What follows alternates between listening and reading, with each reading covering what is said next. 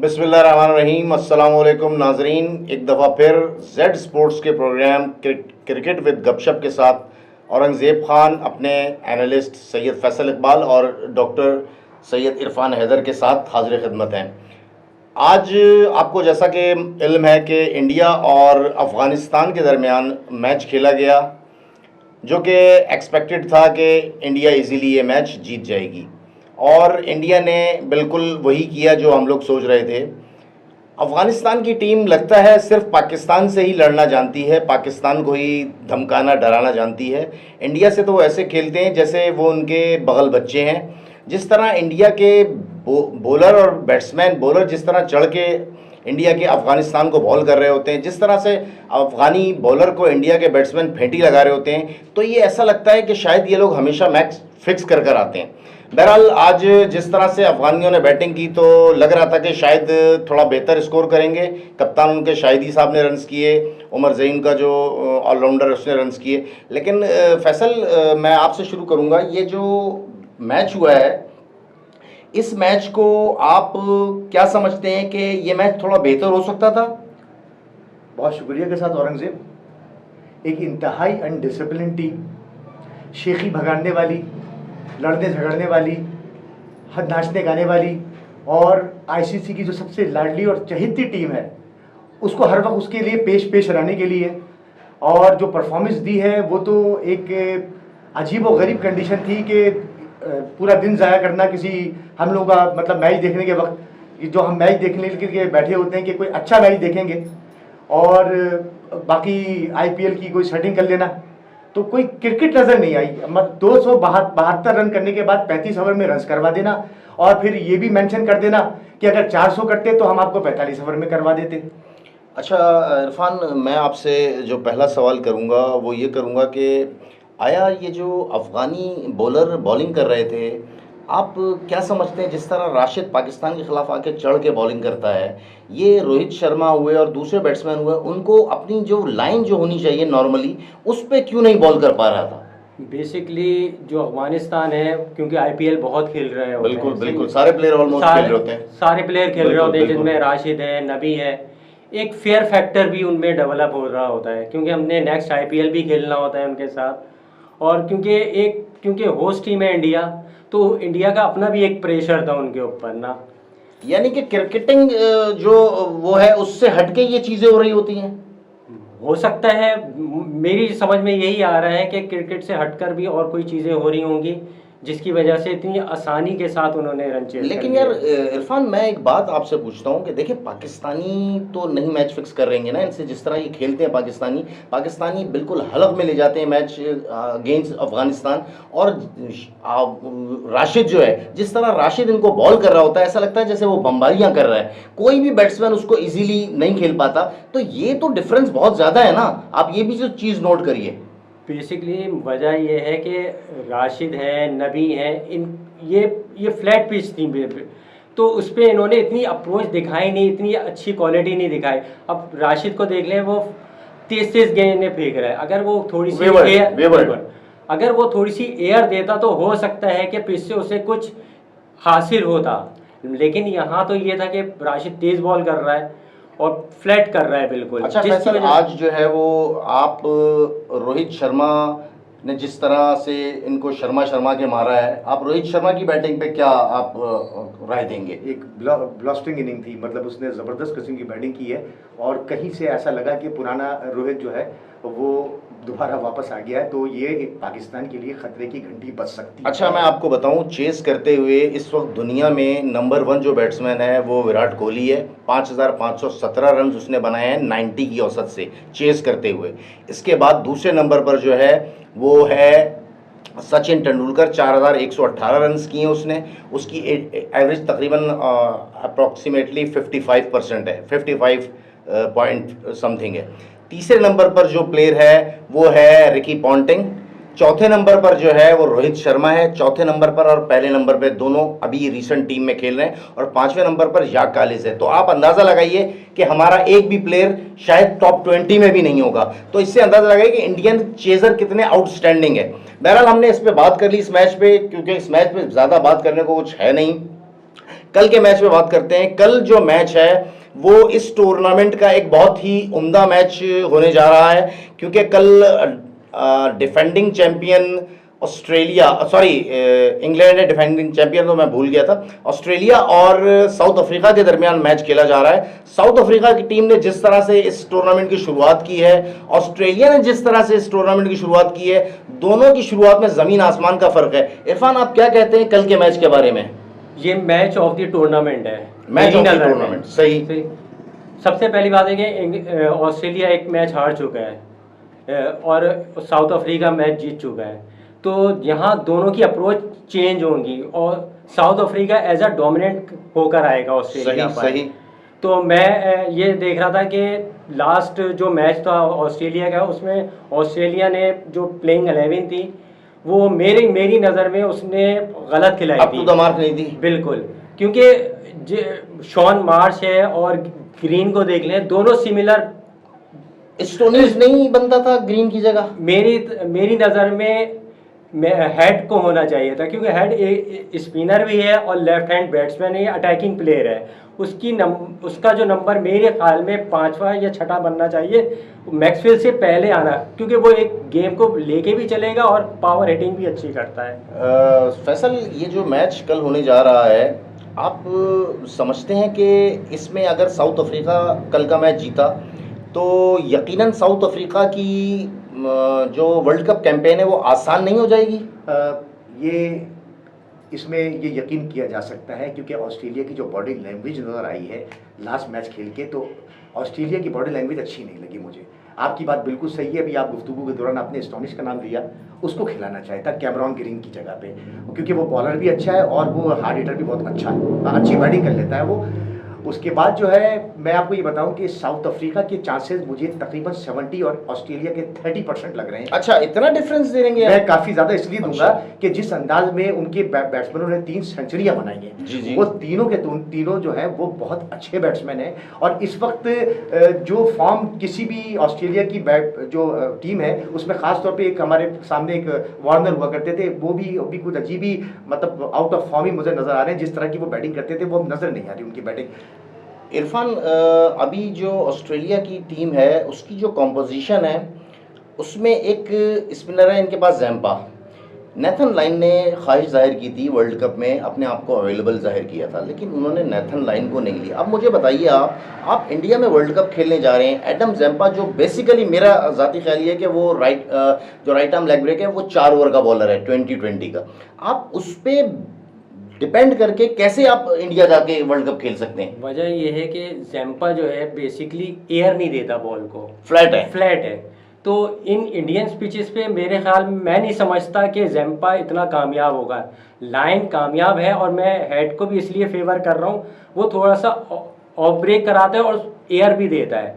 जो एयर में बॉल देगा इंडिया की पिचों पे वो ज़्यादा कामयाब होगा, क्योंकि उसे एयर में एक तो पिच पे जाहिर सी बात है टर्न मिलेगा और पेशर जो बैट्समैन है, बैटर है, वो डिसीव होने के चांसेस ज़्यादा होते हैं। अच्छा, खास तौर पे इरफान एक चीज़ ये मैं मेंशन करूं कि एयर देना जो है वो आप सेकंड इनिंग में कर सकते हो, लेकिन आप फर्स्ट इनिंग जो होती है उसमें इस तरह की कंडीशन नहीं होती। सेकंड बैटिंग में क्यों? फर्स्ट इनिंग में हवा नहीं चल रही होती? नहीं, चलने की हवा की बात नहीं है, अच्छा। लेकिन कंडीशन ये होती है कि मैच एक इनिंग हो चुकी होती है विकेट पे, और उसके बाद कुछ कंडीशन, जैसे सेंटनर ने गेंद की थी, आपने अगर उसकी बॉलिंग देखी हो तो उसने कोई भी गेंद बहुत मार के। अच्छा फैसल, ये बताइए कि ऑस्ट्रेलिया की जिस तरह की बैटिंग कॉम्पोजिशन नजर आ रही है, जिस तरह के बैट्समैन नजर आ रहे हैं, आया मुझे तो ये लगता है कि वार्नर और स्मिथ ने अपना अच्छा वक्त गुजार लिया। क्या कहते हैं आप इस बारे में? बिल्कुल अच्छा वक्त गुजार लिया है, और वो चीज़ अब जो this is called the showing off enthusiasm, लेकिन ये कि वो मैं बोलता चीज़ हूं, नजर नहीं आ रही। कल स्मिथ रन करेगा कल और अच्छे करेगा, जो ऑस्ट्रेलिया का वन डाउन प्लेयर है, और साउथ अफ्रीका जो डॉसन है, दोनों रन करेंगे। और मैं आपको बताऊं थोड़ी सा, तो मैं आपसे थोड़ी सी चीज़ मैं आपके साथ शेयर करूंगा कि मुझे ऐसा लगता है कि डिकॉक फिर रन करेगा कल, बहुत अच्छा। अच्छा, 2 प्लेयर अगर मैं आपसे कहूं कि दोनों टीमों के अलग अलग 2 प्लेयर आप मेंशन करें, तो आप डिकॉक के साथ किसको लेंगे? मार्करम को लेंगे। इरफान, आप समझते हैं कि स्मिथ रन करेगा? स्मिथ रन करेगा, और मेरे ख्याल में जो इसका मार्श है उसको रन करने चाहिए, क्योंकि वजह ये है उस मार्च का मैं इसलिए फेवर करूंगा कि साउथ अफ्रीका के बॉलर है पेसी, और मिचेल मार्श जो खेलता है वो बेसिकली फास्ट बॉलर को अच्छा खेलता है। अगर वो खेलता है तो फिर वही खेलता है, वही खेलता है। ये बात आपकी सही बिल्कुल सही है। वार्नर का मैं फेवर में नहीं जाऊंगा क्योंकि पेसी है, हाइट छोटी है, बाउंसर है, वो इतना अच्छा नहीं है जितना अच्छा मार्श है। नहीं, बैट्समैन बहुत अच्छा है, वार्नर बहुत क्लास है उसका। क्लास है। था, फैसल अच्छा था। लेकिन अब वो चीज उसकी, अब उसका एक नजर नहीं है। मुझे इस टूर्नामेंट में ऑस्ट्रेलिया की टीम बुझी बुझी नजर आ रही है। ऑस्ट्रेलिया के उस तरह के जो प्लेयर होने चाहिए था ना, जो डेवास्टेटिंग प्लेयर आते थे, पुराने जो प्लेयर थे डेमिन मार्टिन वगैरह, वो नहीं है। अच्छा, साउथ अफ्रीका का मैं ये कह सकता हूँ कि साउथ अफ्रीका को मैं टॉप 4 में बिल्कुल देख रहा हूँ, और ये टीम टॉप 4 में नहीं, ये टॉप 2 में भी जा सकती है जिस तरह की उसकी परफॉर्मेंस है। जबकि नोकिया नहीं है इनके पास, लेकिन उसके बावजूद जो है वो बेहतर टीम नजर आ रही है। औरंगजेब, मैं आपसे ये बताऊं कि इंशाल्लाह ताला अल्लाह ताला जुबान मुबारक करे आपकी, पाकिस्तान की टीम मुझे टॉप 2 में नजर आ रही है। अच्छा, आप क्या कहते हैं? मैं ये समझ रहा था कि अभी एक ही मैच हुआ है ऑस्ट्रेलिया का। देखें, अभी हम एक मैच पे हम किसी को जस्टिफाई नहीं कर सकते। बिल्कुल, अभी बहुत मैच अभी 8 मैच बाकी है ऑस्ट्रेलिया, और ऑस्ट्रेलिया ऐसी टीम है कि अगर वो शुरू के 3 मैच भी आ जाए तो अगले 6 मैच जीत सकती है। पलट कर झपटने वाली बात। बिल्कुल, वो आपको ऑस्ट्रेलिया टीम के बारे में आपने बोल रहे हैं, मैं ऑस्ट्रेलिया की बात कर रहा हूं। ऑस्ट्रेलिया की बॉडी लैंग्वेज अच्छी नहीं है, ये मुमकिन नहीं है। ये पलट के झपटने वाली जो कंडीशन है, देखो, पाकिस्तान के साथ का अपना पॉइंट ऑफ व्यू होता है, एहतराम करना चाहिए हमें किसी भी पॉइंट ऑफ व्यू का, ठीक है ना, किसी भी बंदे का। तो अगर वो ये बात कह रहा है तो यकीनन उसने क्रिकेट पे और ऑस्ट्रेलिया की टीम पे यकीनन उसने देखा है, एक चीज नोट की है। जिस तरह आप पाकिस्तानी टीम को, जो कि अभी मैं समझता हूं कि बेहतर टीमों से उसके मैचेस ही नहीं हुए, आप पाकिस्तानी टीम को 2 मैच खेल के आप टॉप 2 में लेके जा रहे हो। आप ये सोचो कि क्रिकेट जो है डे बाय डे चेंज होती है, ठीक है। हमारे पास जो मिडिल में आउट करने वाले स्पिनर नहीं है, हमारे पास जिस तरह के ओपनर बैटिंग कर रहे हैं, खासतौर पे इमामुल हक की जो फॉर्म लगी हुई है और कप्तान की जो फॉर्म लगी हुई है, आप कैसे ये बात कह सकते हो शुरू के 2 मैच खेल के कि वो टीम जो है वो टॉप 2 में नजर आ रही है? मुझे तो नजर इतनी जल्दी फैसला करने का, मैं अगर ये कहूं आपको कि इतनी जल्दी फैसला करना नहीं चाहिए। अभी मैचेस हुए नहीं है, अभी मैचेस नहीं हम हुए। किसी टीम को ये नहीं बोल सकते कि टॉप 3 में आ गए, आप टॉप एक 4 में आ स्ट्रगल कर रहे थे जाए। हॉलैंड के लेकिन खिलाफ। मैं एटलीस्ट ये बात ऑस्ट्रेलिया मैंने की एक प्रीवियस पहले- परफॉर्मेंस में मैं कह रहा हूं कि ऑस्ट्रेलिया ऐसी टीम है, इन तमाम जो जितनी ओवरऑल फॉर्मेट की जितनी टीम है उनमें से उसका स्ट्रक्चर इतना हाई क्लास है कि वो वापस ज्यादा वर्ल्ड कप जीती हुई है, सबसे ज्यादा। अच्छा, पाकिस्तान पे थोड़ी सी बात करते हैं। आप दोनों से मैं क्वेश्चन करूंगा, पाकिस्तानी टीम में वो कौन है जिन का बच्चा? एक ऐसा प्लेयर है वो जिन का बच्चा है, कौन है वो, बताएंगे आप? मैं आंसर दूं सर? बिल्कुल, रिजवान। बिल्कुल सही आंसर दिया है आपने, क्योंकि वो शख्स, आप लोगों को अगर याद होगा कि वो शख्स वर्ल्ड कप T20 में आईसीयू में रहा, नेक्स्ट डे वो मैच खेलने आया। कल उसके क्रैम्प्स पड़े थे, उसके बावजूद थोड़ी एक्टिंग भी की उसने और थोड़ा वाकई क्रैम्प्स पड़े थे, लेकिन उसके बावजूद उसने रनिंग भी बेहतरीन की, नॉट आउट भी किया। वो इतना सुपर फिट आदमी है, पूरे 50 ओवर उसने कीपिंग की, ऑलमोस्ट 50 ओवर उसने बैटिंग की, लेकिन वो जिस तरह से वो उसकी फिटनेस है, वो तो इंसान का बच्चा लगता ही नहीं है सर। जिनका बच्चा, उसका नाम हम जिनका बच्चा रखने लगे। देखिए, अब मुझे डर लगने लगा है। देखिए, अगर पाकिस्तान के अभी 8 मैच बाकी हैं, अगर इस सिचुएशन में रिजवान ने 1-2 मैच और खेल लिए ना, मुझे तो लगता है कि वो इंजर्ड ना हो जाए, और उसके बाद पाकिस्तान के पास कोई सेकंड ऑप्शन है। शाहीन शाह अफरीदी भी कीपिंग कर सकता है वैसे, और शाहीन शाह आप हारिस रऊफ से भी कीपिंग करवा सकते हैं। एक मैं मेंशन यहाँ करना चाहूंगा, कुछ थोड़ी सी एक लम्हे के लिए, कुछ मतलब will take within a minute. वो बात ये है कि अगर हम आगा सलमान को भी एक चांस देके देख ले। आगा सलमान, नहीं, क्या बात की आपने? मैं फेवर में नहीं। कराची में आगा जूस बहुत मिलते हैं। आगा सलमान को एक चांस देना चाहिए, क्योंकि इमाम की परफॉर्मेंस मुझे बेहतर नहीं लग रही। जब आप सऊद शकील को चांस दे सकते हैं और वो परफॉर्म कर सकता है, जब अब्दुल्ला शफीक को खिला सकते हैं तो वो परफॉर्म कर सकता है, तो मुझे यकीन है कि आप आगा सलमान को ओपनिंग करवा के दे दें। फास्ट बॉलरों को बहुत अच्छा खेलता है, इंशाल्लाह परफॉर्म करेगा। फैसल, लेकिन देखें, इतनी जल्दी टीम का कॉम्बिनेशन भी हमें जल्दी नहीं होती, 4 मैच बहुत होते हैं। पाकिस्तान 2 मैच जीत गया। अगर अभी इरफान, आप क्या समझते हैं कि फ़खर जमान को हम दोबारा रिप्लेस कर सकते हैं इमामुल हक की जगह?